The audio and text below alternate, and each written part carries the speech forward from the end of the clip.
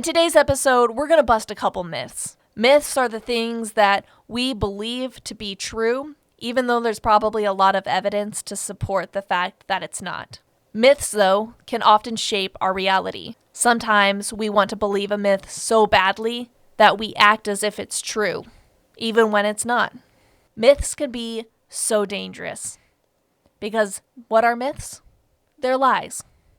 They're lies that we tell ourselves. But lies still have the ability to shape our worldview, to shape our perspective, to shape how we see us and how we see others. So today, we're going to bust a couple myths wide open. Welcome to Drawn, the podcast that draws you in with stories of hope, healing, and even a little hustle while battling anxiety and depression. Think you have to wait until you've conquered your mental illness to start living a joyful, meaningful life? Think again. Conquering your mental illness is part of living a life you love, and we're going to figure it out together. I'm Katie Rochedko, and this is Drawn. Today I want to start off our podcast by calling BS on a statement that we have probably grown up hearing. And by calling BS on it, we're just going to release its power over our lives. And that statement is, do what you love and you'll never work a day in your life. I'm calling BS.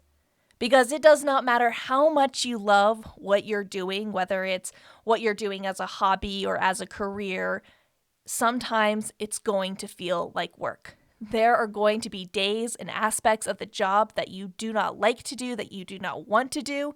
Even if you're a stay-at-home parent and you love your kids, I see you.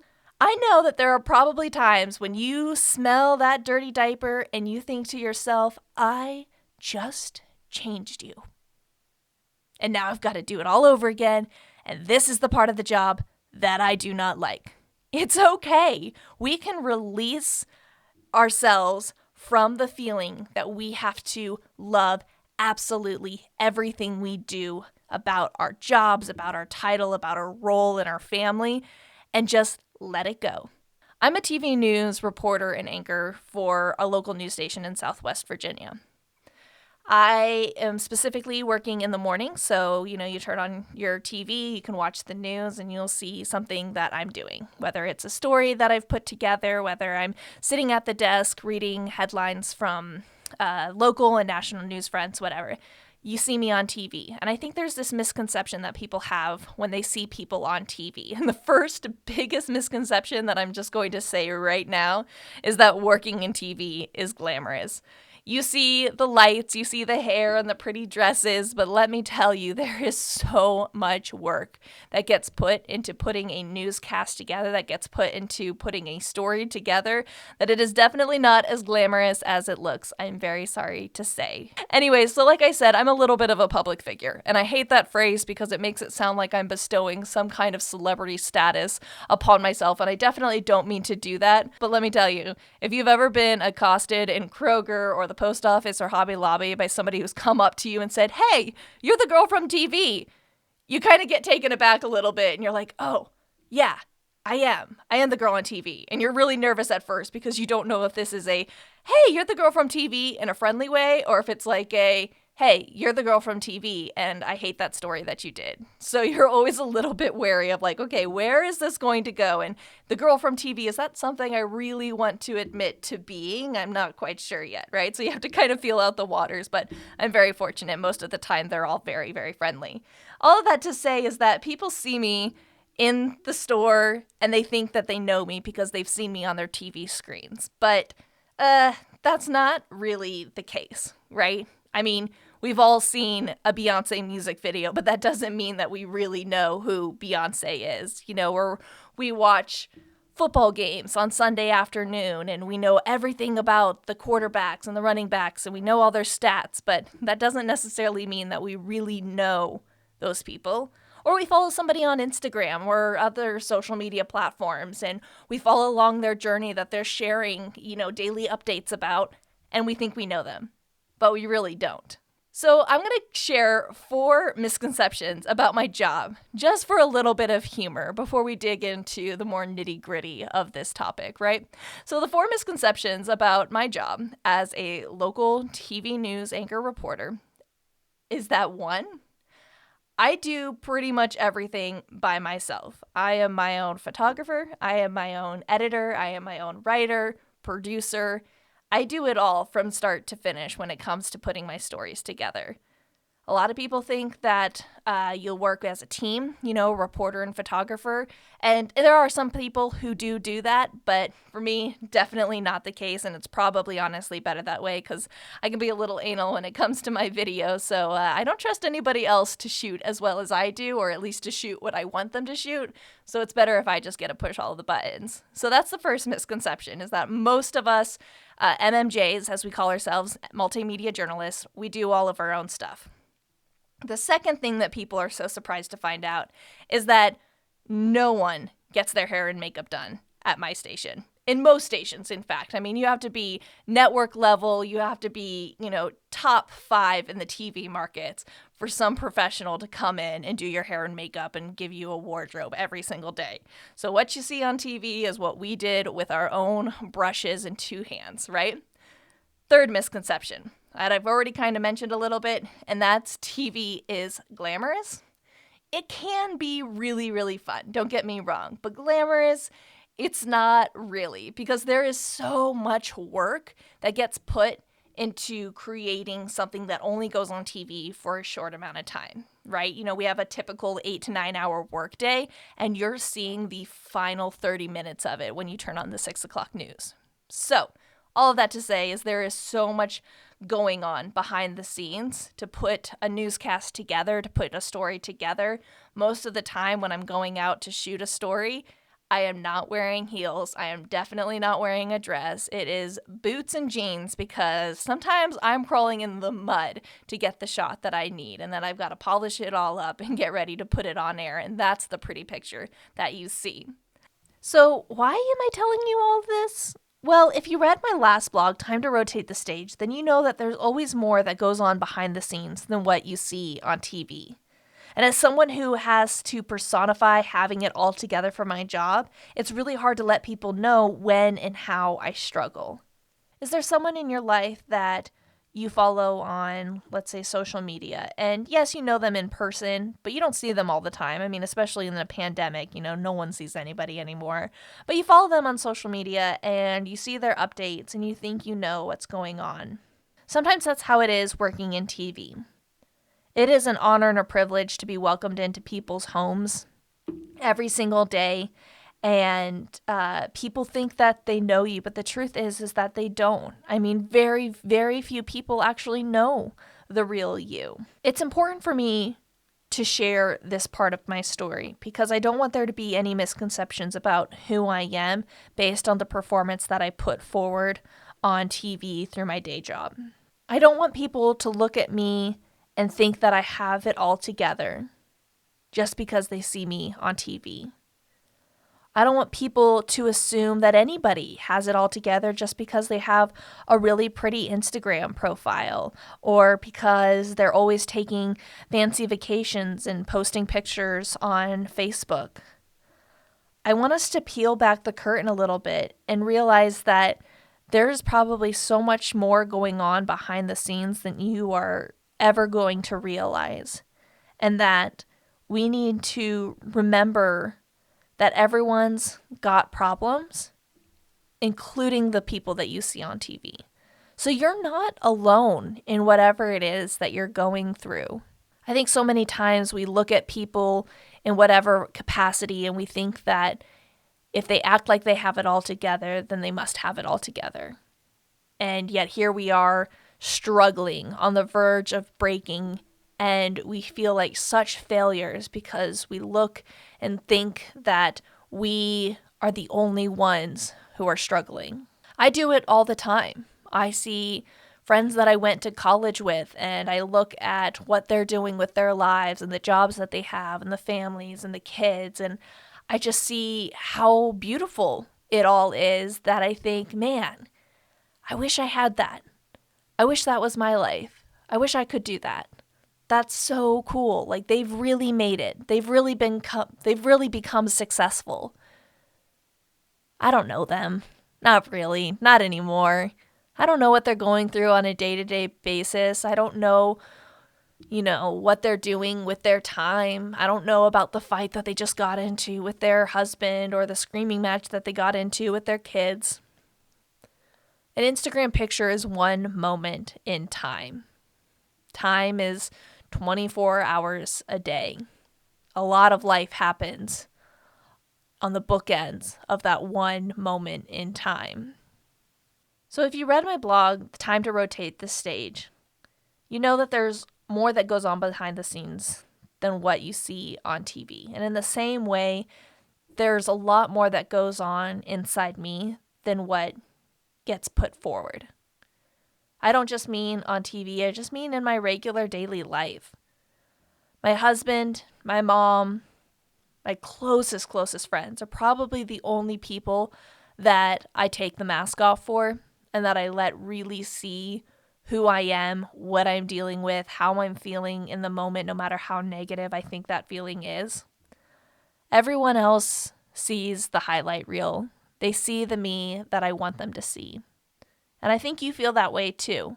And you worry that if somebody was to see the real you, that they wouldn't like what they see. And I get it, because for the longest time, I dealt with the fear that if I told people I was feeling anxiety or depression, that they wouldn't like me either. That they would think that I was weak. That they would think I was ungrateful for all the blessings I had in my life. I was worried that they would think I was somehow defective because I dealt with depression and anxiety. I was worried that people would think I would never amount to anything, because how could somebody who gets anxious all the time possibly have what it takes to become successful in this world that is so hard and so cruel sometimes, right? And so for the longest time, I kept that anxiety to myself. I bottled it up. I kept it in my pocket. I didn't let anybody know the weight of what I was carrying. And I told myself that I was overreacting when something really, really hurt. I told myself that I was just being overly sensitive. I even told myself that, oh, they probably just know me better than I know myself, because what they said is some lie that I had turned into truth in my own mind. So how do I hope that this helps you? Well, I just think the most important thing for you to know is that you're not alone. Even people who look like they have it all together are still struggling. Whether it's what they're posting on social media or what they are doing on TV, chances are there's a lot more going on behind the scenes than you will ever know. If you're struggling, I want you to know that there are people out there who can probably relate to you. Whether it's me, whether it's your friends, whether it's your family, I really hope that there is somebody out there for you to be your person, to be the person that you can open up to, because keeping it all bottled inside is going to cause you to explode one day. It's what happened to me when I reached my breaking point battling anxiety and depression, and I couldn't go on anymore. And now I look back at that time and I think if I only knew what I knew now, I could have helped myself. I could have saved myself a lot of pain, but I was too afraid to admit what I was going through. I also want you to know that you can have bad days. I think so many times we think that if I have a bad day, that means I have a bad life. Or if I have a bad day at work, that means I'm bad at my job. Or if I have a bad moment with my kids, that I'm a bad parent. We are so quick to label our days, our lives, our jobs as good or bad, when really they're both. There are both moments, good and bad, ugly and beautiful, right? But I think the most important thing that we all need to remember is that you can push through the bad days. Because here's the truth. I've cried a lot doing this job. I'm not gonna lie. But the truth is that I've always dried my eyes, finished the work, even on the days that were the hardest to finish.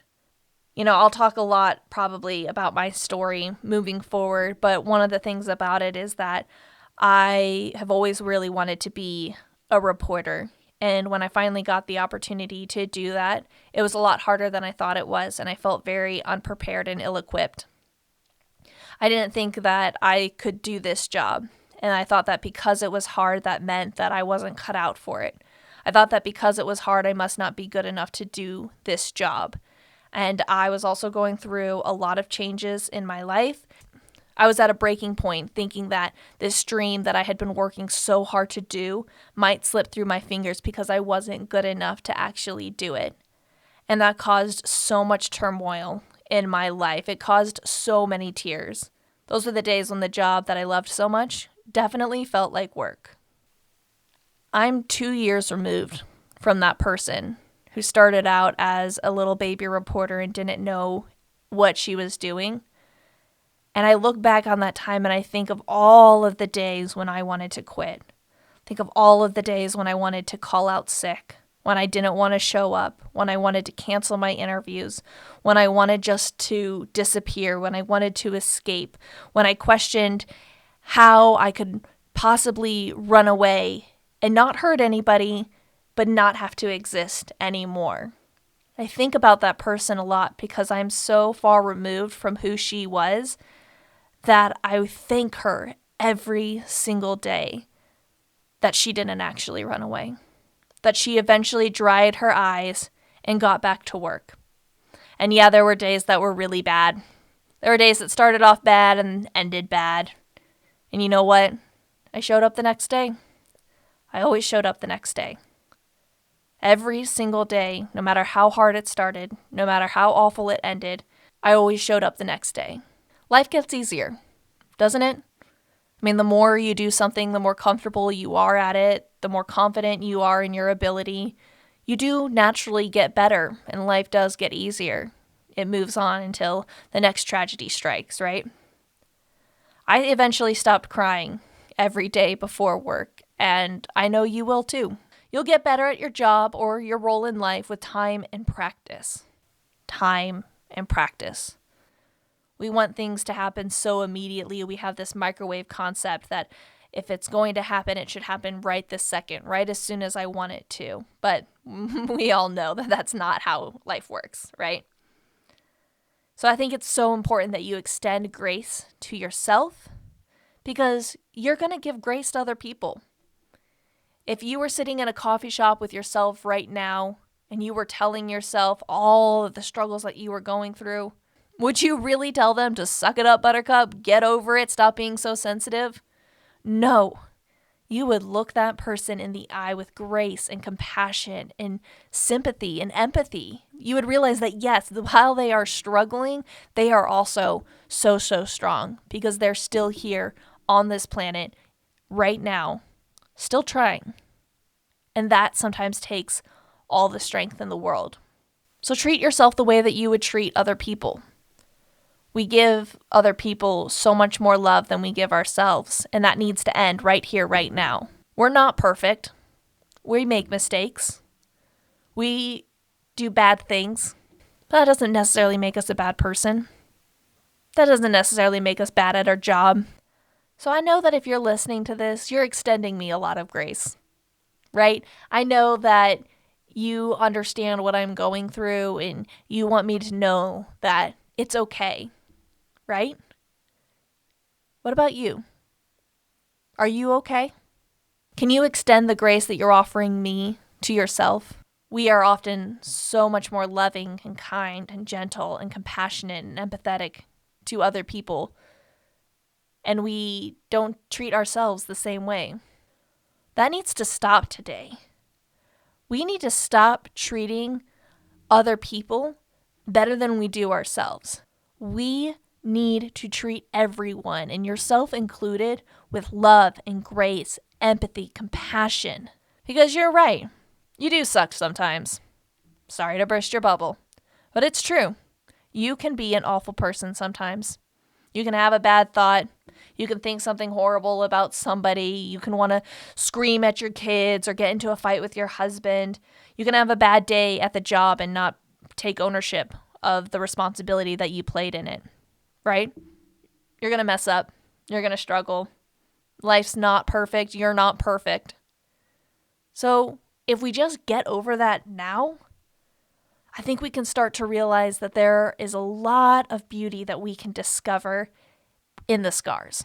We can begin to heal the scars because we've actually finally admitted that they're there. But the truth is I don't think we can do it alone. I think when we try and go about life alone, we're actually being quite selfish. I think pride tells us that we can't bother other people with our problem. Pride tells us that everyone else is too busy to help us. Pride tells us that if they see the real you, the struggling you, that they're not going to like you anymore. Pride keeps us performing. And it's time to stop performing. It is time to stop performing and start living. You have to live in a way that makes room for all of the ups and downs. You cannot put a highlight reel on Instagram and think that that is the truth. You need people who can call you out and love you at the same time. You need people who can laugh with you and cry with you.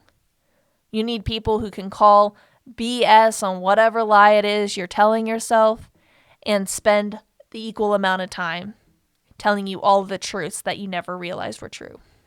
Because how many of your friends would you drop anything for? I'm sure you have them. I'm sure you have the people in your life that you would do anything for. You just want them to call you. You just want them to say, hey, I need help. Can you come help me? And you'd be like, yeah, sure. I'd be happy to. They're waiting for that call too. They want to help you just as much as you want to help them. So it's time to rotate the stage. It's time to let people see what's really going on behind the scenes.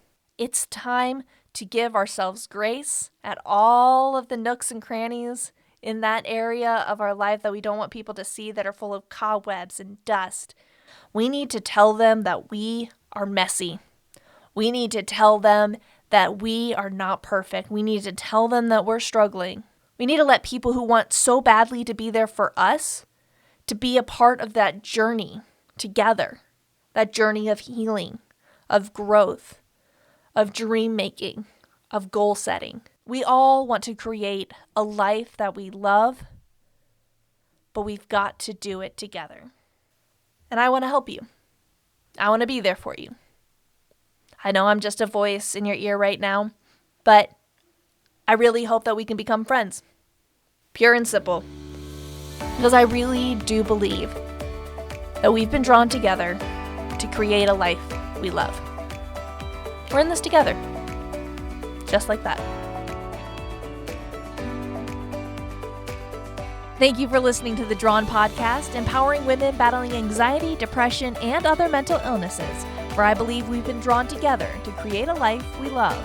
You can find more amazing content at my website, KatieRochetteCo.com, or follow me on Instagram at The Drawn Collection.